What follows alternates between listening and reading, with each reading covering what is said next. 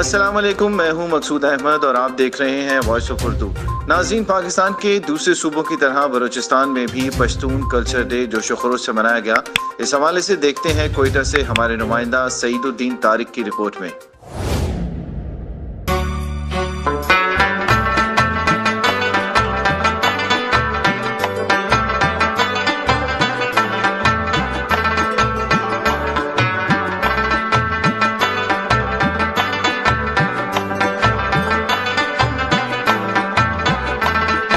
पाकिस्तान के दूसरे सूबों की तरह बलूचिस्तान में भी पश्तून कल्चर डे जोशो खरोश से मनाया गया।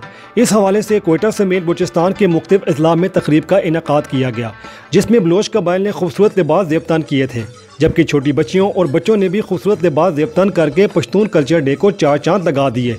इस मौके पर पश्तून कबाइल ने कहा कि पश्तून कबाइल मुल्क और कौम से मोहब्बत करने वाले लोग हैं।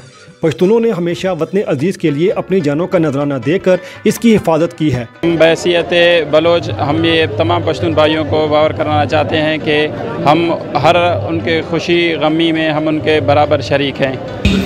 चूँकि पश्ताना खुश तादाद की आबादी और दा ढेर द खुशहाली खबर दा कि अहमद खान साहब चुबेले चीदा अव्वल बार दी।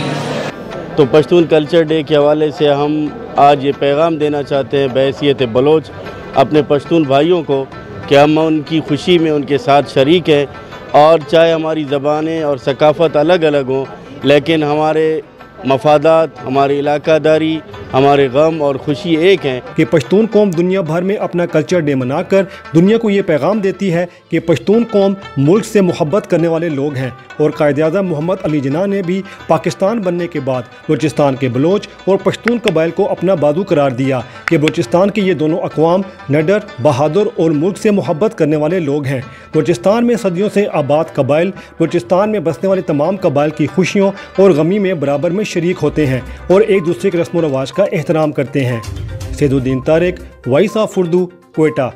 मज़ीद खबरों के लिए विजिट करें हमारी वेबसाइट www.voiceofurdunews.nl या फेसबुक पेज पर क्लिक करें। इसके अलावा आप हमारा यूट्यूब चैनल भी सब्सक्राइब करके मज़ीद वीडियोस देख सकते हैं। देखते रहिए वॉइस ऑफ उर्दू।